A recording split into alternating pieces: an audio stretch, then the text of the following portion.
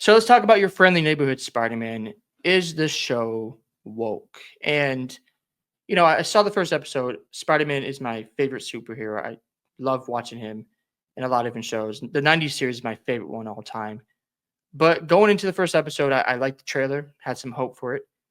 Coming out of the first episode, I was on the fence whether it's gone fully woke, and I'll explain why. I do see the themes of it in the show. There's no question about that. But one of the things that people have complained about is the race swapping going on. And my biggest thing is, well, we have a black Spider-Man, Miles Morales. We had Michelle Jones as Zendaya in the Tom Holland universe. So as long as it's making sense and adding value to the story of Spider-Man or any story whatsoever, I'm okay with it. Again, MJ, love interest Peter Parker, Miles Morales became Spider-Man. Yes, he was black, but he had a really cool origin story. They did a good job developing that character, and it got you to care. I think it's the biggest thing when it comes to these race swapping is you have to get the audience to care about it, not just put it in your face and go, "Hey, this is a lizard who is black and a woman. Awesome!" Like you want to change it up, but there's no story, no reason why you did it. It just got thrown in our faces. Not a fan of that whatsoever. And then you have Peter Parker's best friend being gay. And I'm just like, look, if you want to have a gay best friend, you want to push that agenda, don't put it in a Disney Plus show. Put it on Stars, Netflix, a mature audience. I don't stand for that stuff, but if you want to push that towards an audience, keep it away from the kids. I'm about to have my first son in 2 months. I have no desire for my son to watch this trash because I don't need him seeing somebody who is gay with Peter Parker and go, "Oh, Peter Parker has a gay best friend. Why is this happening, Dad?" I'm just not a fan of that. So I don't like the idea of you're pushing it on kids. Look, if you want to have a gay best friend for Peter Parker, cool, have at it. But put it on another stream like Stars, Amazon, Netflix, because you have mature audiences on there. So that was one of the things I didn't like. Now, when it comes to the race swapping, like I said, I don't have an issue as long as it makes sense.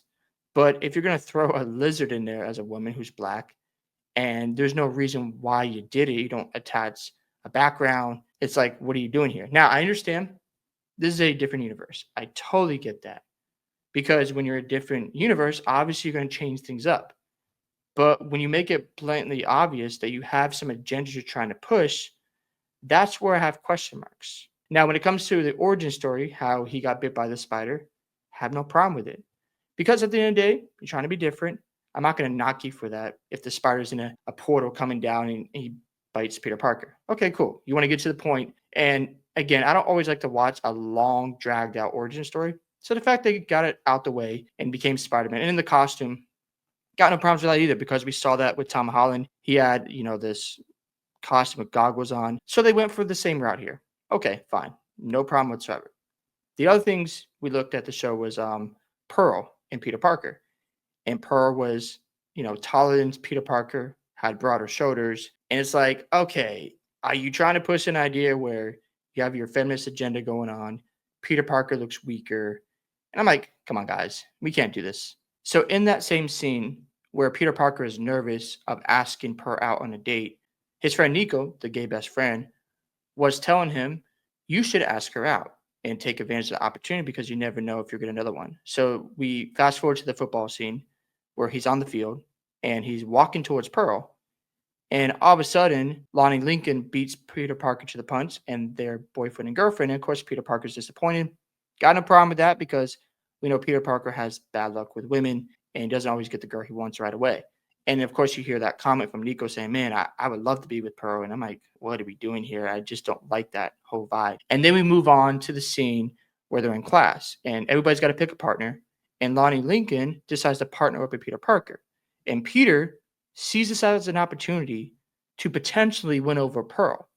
And I'm like, you're not in a relationship with her and you want Lonnie and her to break up. And I'm like, dude, that's just weak energy because we've seen in previous editions of Peter Parker where he's just trying to be a superhero.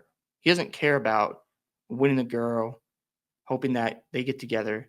He's about his business and being a hero. But all of a sudden, you think that, well, if I'm friends with Lonnie and I'm kissing up to him, I'm helping him out with his schoolwork, and I'm being his friend, that Pearl is going to break up with him. I'm just like, this is dumb. So there are some things where they show men as weak, incompetent. They can't think for themselves. They look like betas and soy boys.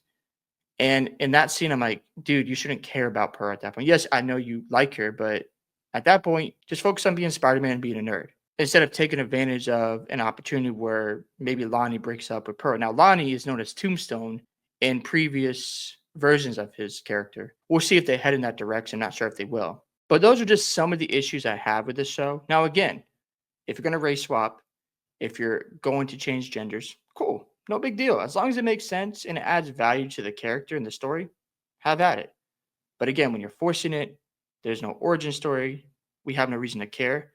That's where I have problems. Now, looking at these scores on Rotten Tomatoes, the critics give it a 97%. I think it's about 30 views of this. Let me pull that up. Not a lot of people have really reviewed this show. So 35 reviews. And then the audience gives it a 63%. So it's going down in numbers.